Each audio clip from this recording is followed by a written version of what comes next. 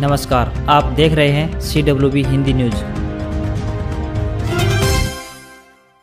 पत्रकार हत्याकांड और साध्वी दुष्कर्म में सुनारिया जेल में सजा काट रहे सिरसा डेरा प्रमुख गुरमीत राम रहीम को स्वास्थ्य खराब होने पर बुधवार शाम को PGIMS यानी Pandit Bhagwat Dayal Sharma post graduate institute of medical science में भर्ती कराया गया। चिकित्सकों ने उपचार के दौरान राम रहीम को भर्ती कर लिया है, जिसके बाद PGI की सुरक्षा बढ़ा दी गई है। मामले के अनुसार सुनारिया जेल में सजा काट रहे गुरमीत की बुधवार को तबीयत बिगड़ने लगी। जेल के अस्पताल के चिकित्सकों ने उसका उपचार करना शुरू किया, लेकिन हालत में सुधार नहीं आने पर PGIMS के चिकित्सकों को सुनारिया जेल में भेजा गया, जिन्होंने गुरमीत को PGI में भर्ती करने की सिफारिश की। शाम 6:10 पर भारी पुलिस फोर्स की गाड़ियों के बीच में एम्बुलेंस में राम रहीम को PGI लाया गया। हरियाणा पुलिस द्वारा पिछले 18 दिनों में प्रदेश में ऑक्सीजन सिलेंडर और रेमडेसिविर इंजेक्शन की कालाबाजारी के आरोप में 67 लोगों को गिरफ्तार किया गया है। 23 अप्रैल से 10 मई तक कुल 33 प्राथमिकी दर्ज कर गिरफ्तार अभियुक्तों के कब्जे से 409 ऑक्सीजन सिलेंडर और 130 रेमडेसिविर इंजेक्शन बरामद किए गए हैं। हरियाणा के DGP मनोज यादव ने बुधवार को बताया कि पुलिस टीमों ने इस संबंध में जारी हेल्पलाइन नंबरों पर सूचना मिलने के बाद अलग अलग जिलों में रेड करते हुए ऑक्सीजन और रेमडेसिविर की कालाबाजारी में लगे आरोपियों को काबू किया है। नागरिक मोबाइल नंबर 7087099497 और टोल फ्री नंबर 1800-180-1314 पर डायल करके ऑक्सीजन सिलेंडर और रेमडेसिविर की कालाबाजारी की सूचना पुलिस को दे सकते हैं। कालाबाजारी में लगे किसी को बख्शा नहीं जाएगा।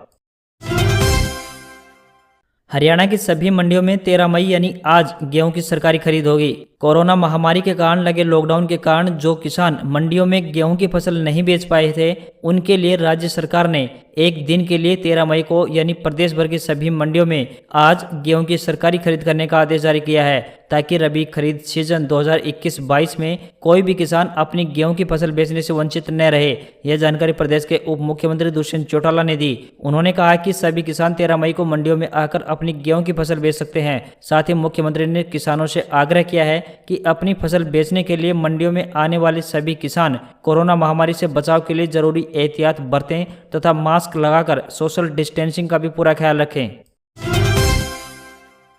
इस बार सरसों की फसल किसानों के लिए काला सोना बनी है। जिन किसानों ने गेहूं के सीजन के चलते सरसों के भाव बढ़ने की उम्मीद से सरसों को नहीं बेचा, उनको अब फायदा हो रहा है। बुधवार को सरसों की फसल मंडी में प्राइवेट बोली पर 7,001 रुपये प्रति क्विंटल तक बिकी। इस बार सरसों के भाव शुरू से ही 5,000 पार होने के चलते सरकारी खरीद पर किसानों ने अपनी फसल को नहीं बेचा। सरकारी भाव से सीजन की शुरुआत से ही अधिक भाव सरसों के किसानों को मिल रहे थे। अब 7,000 तक भाव सरसों के पहुंच चुके हैं। अब भी सरसों के भाव बढ़ रहे हैं। जींद मार्केट कमेटी सचिव नरेंद्र कुंडू ने बताया कि 7,000 रुपये प्रति क्विंटल तक के भाव बुधवार को रहे हैं।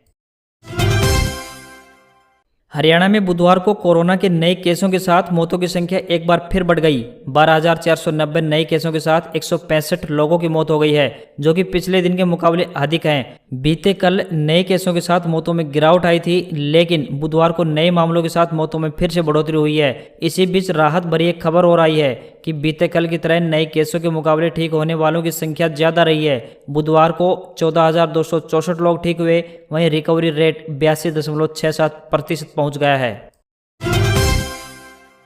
हरियाणा में कोरोना से बचाव के लिए टीकाकरण को लेकर तमाम आशंकाएं अफवाहें अब बीती बातें हो चुकी हैं। महामारी से बचाव के लिए टीकाकरण के प्रति लोग इस कदर उत्साहित हैं कि कोविन पोर्टल पर ऑनलाइन बुकिंग के लिए किसी भी जिले में 18 मई तक कोई दिन नहीं मिल रहा है। कई स्थानों पर टीकाकरण में दिक्कतें भी आ रही हैं, जिससे टीकाकरण कराने वाले लोगों को निराश होकर लौटना पड़ रहा है। वहीं कई लोगों को वैक्सीनेशन सेंटर 20-20 किलोमीटर दूर तक दिया जा रहा है। शहर वालों को वैक्सीनेशन के लिए गांव भेजा जा रहा है, जो कि लॉकडाउन में कोरोना को रोकने के लिए सरकारी प्रयासों को नुकसान पहुंचाने वाला साबित हो सकता है। हालांकि स्वास्थ्य महकमे के अधिकारी इन खामियों को दूर करने में जुटे हैं।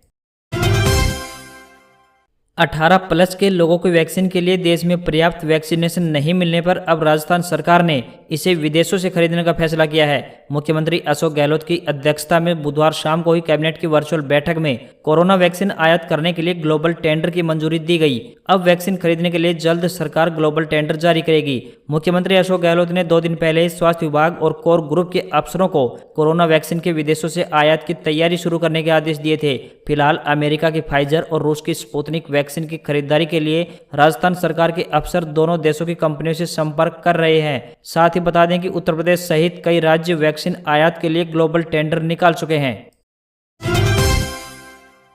पश्चिम बंगाल में चुनाव खत्म हो गए हैं, सरकार भी बन गई, लेकिन राज्यपाल जगदीप धनखड़ और मुख्यमंत्री ममता बनर्जी के बीच विवाद खत्म होता नहीं दिख रहा है। इस बार मुख्यमंत्री ने राज्यपाल के हिंसा प्रभावित जिलों के प्रस्तावित दौरे को लेकर नाराजगी जताई है। राज्यपाल गुरुवार से हिंसा प्रभावित उन जिलों का दौरा करने वाले हैं जहां भाजपा कार्यकर्ताओं की जानें गई हैं और कई लोग पलायन कर असम में शरण लिए हुए हैं। मुख्यमंत्री ममता बनर्जी ने आपत्ति जताई है। राज्यपाल को लिखे पत्र में सीएम ने कहा है कि राज्यपाल का दौरा जिला और राज्य सरकार के अफसरों से चर्चा के बाद तय किया जाता है।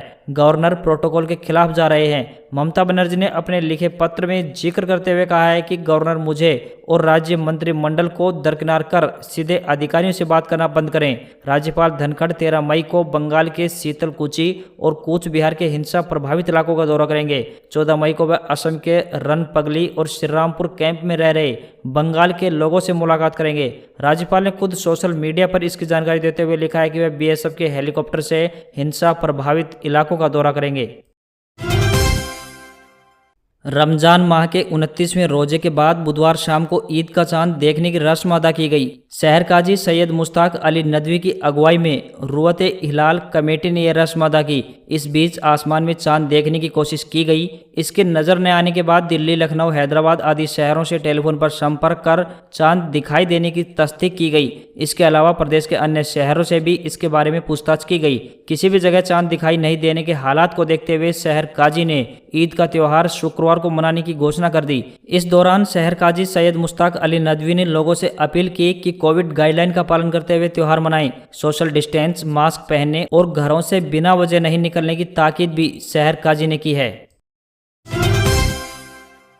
12 विपक्षी दलों के नेताओं ने प्रधानमंत्री नरेंद्र मोदी को बुधवार को एक चिट्ठी भेजी। इस चिट्ठी में नेताओं ने प्रधानमंत्री से कोरोना से जुड़े 9 सुझाव दिए। साथ ही केंद्र सरकार पर विपक्षी दलों के सुझावों को नजरअंदाज करने का भी आरोप लगाया। इस चिट्ठी में कांग्रेस से सोनिया गांधी, जेडीएस से पूर्व पीएम एचडी देवेगौड़ा, एनसीपी से शरद पवार, शिवसेना से उद्धव ठाकरे, तृणमूल कांग्रेस से ममता बनर्जी, द्रमुक से एमके स्टालिन, झारखंड मुक्ति मोर्चा से हेमंत सोरेन, नेशनल कॉन्फ्रेंस से फारूक अब्दुल्ला, समाजवादी पार्टी से अखिलेश यादव, राष्ट्रीय जनता दल से तेजस्वी यादव, भारतीय कम्युनिस्ट पार्टी से डी राजा और माकपा से सीताराम येचुरी के नाम हैं।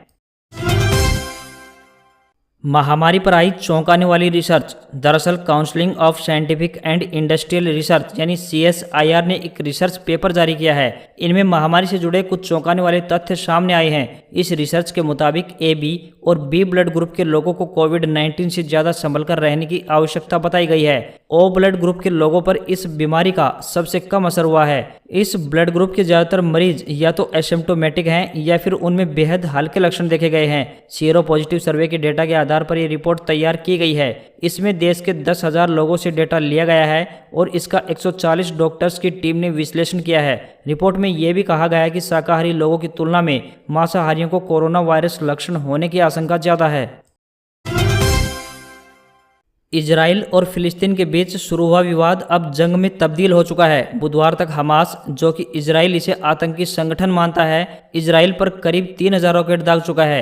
जवाब में इजराइल ने अपनी थल सेना का इस्तेमाल तो नहीं किया, लेकिन बेहद ताकतवर एयरफोर्स के जरिए फिलिस्तीन में भारी तबाही मचाई है। इस जंग में अब तक 6 इजरायली, 1 भारतीय महिला भी और 53 फिलिस्तीनी नागरिकों की मौत हुई है। हालात अब और ज्यादा खतरनाक हो सकते हैं। इजराइल के डिफेंस मिनिस्टर बेनी गैंट्स ने बुधवार शाम कहा, हमारी सेना के गाजा पट्टी और फिलिस्तीन में हमले बंद नहीं होंगे।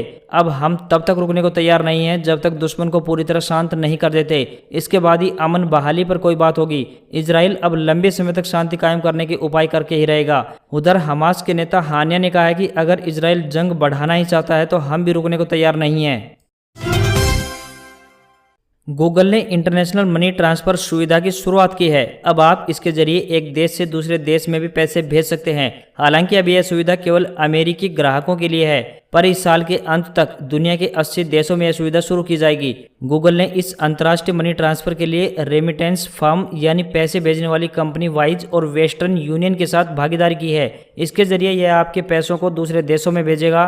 गूगल ने कहा है कि अमेरिका में गूगल पे के ग्राहक अब गूगल पे ऐप के जरिए भारत और सिंगापुर में पैसे भेज सकते हैं। अमेरिका में काफी भारतीय रहते हैं और इसलिए वहां से इसकी शुरुआत की गई है। और अब बात आज के इतिहास की। दिल्ली में लाल किले का निर्माण 13 मई 1648 में पूरा हुआ। भारत के 5वें राष्ट्रपति फखरुद्दीन अली अहमद का जन्म 13 मई 1905 को पुरानी दिल्ली के हौज काजी इलाके में हुआ था। हिंदी फिल्मों के हास्य अभिनेता असित सेन का जन्म 13 मई 1917 में हुआ। लखनऊ के प्रसिद्ध शायर हसरत मोहानी का निधन 13 मई 1951 में हुआ। आज ही के दिन 1952 में स्वतंत्र भारत की पहली संसद का सत्र शुरू हुआ। आर्ट ऑफ लिविंग फाउंडेशन की स्थापना करने वाले आध्यात्मिक नेता श्री श्री रविशंकर का जन्म 13 मई 1956 में आज ही के दिन हुआ। सर्वपल्ली राधाकृष्णन 1962 में आज ही के दिन देश के दूसरे राष्ट्रपति बने। भारत ने पोखरण में 2 परमाणु परीक्षण 13 मई 1998 में किए। मिस इंडिया लारा दत्ता ने 13 मई 2000 में साइप्रस में संपन्न प्रतियोगिता में मिस यूनिवर्स का खिताब जीता। और अंत में भारत के प्रसिद्ध संत और संत निरंकारी मिशन के आध्यात्मिक गुरु बाबा हरदेव सिंह का निधन 13 मई सन 2016 में हुआ।